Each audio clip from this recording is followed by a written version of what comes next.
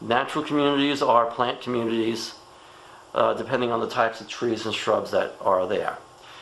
We have something called pine barrens, shrub swamps, pitch pine oak forests, pitch pine oak heath woodlands, red maple black gum swamps, red maple hardwood swamps.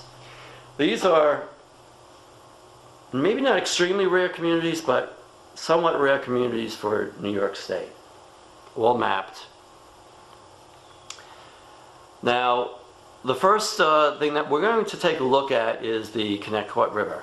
I mentioned earlier that it's a spring-fed brook. 95% of the water comes from springs. It's protected by woodland, so the river is very clean and pure. We have fly fishing on it, and there's lots of organisms associated with the Connecticut River. Probably one of the most amazing things to me about the river is that it's a tremendous wintering place for ducks of all different sorts, canvasback ducks, widgeon. It's also a place where you have water ducks such as egrets and herons.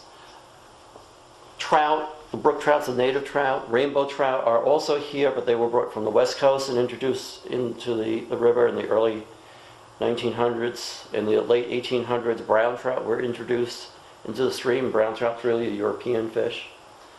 So there's lots of life here along the Connecticut River. And many of the ponds here in the wetlands along the river, you'll find many species of turtles that live in the water, come ashore to lay their eggs, usually in June, and then they'll return to the water. One of the most amazing turtles is the snapping turtle on the bottom. These sometimes can get the size of a garbage can lid.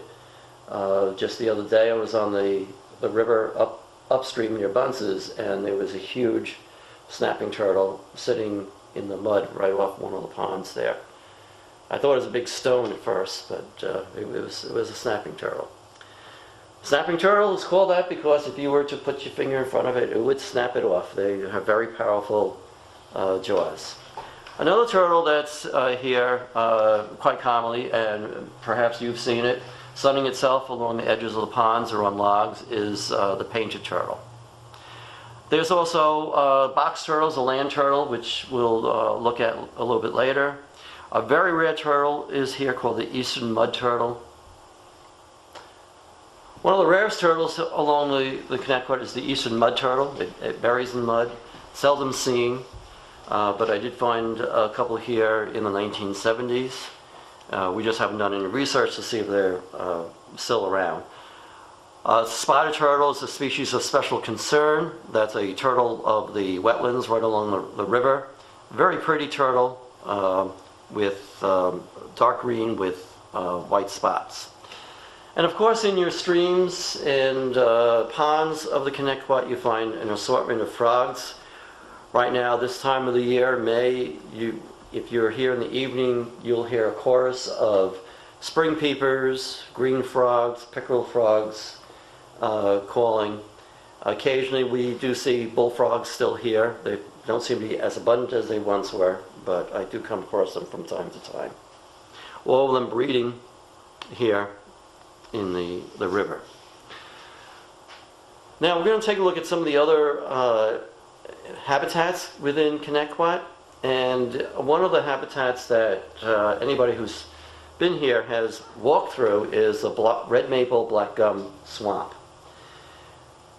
The red maple black gum swamp is an area that is dominated by red maples and black gum trees, and here on the Connecticut it's the second largest one with the highest quality in New York State.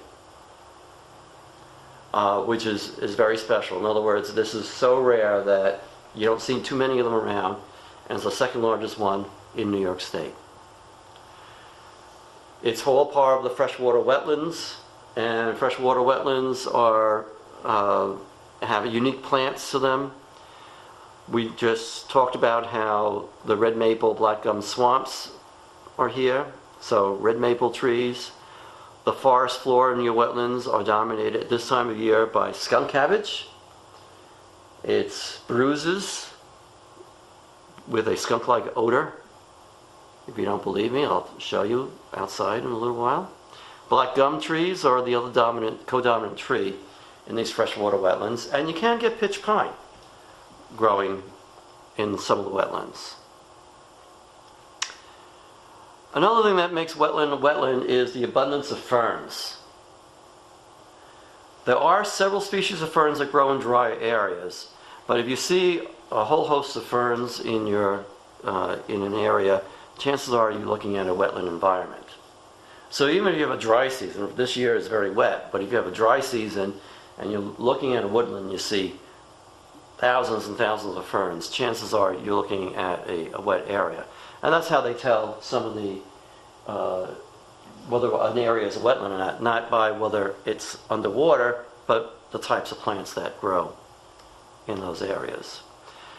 In these wetlands, you also have high bush blueberries, a shrub called sweet pepper bush, which is, I call it the candelabra of the woodlands.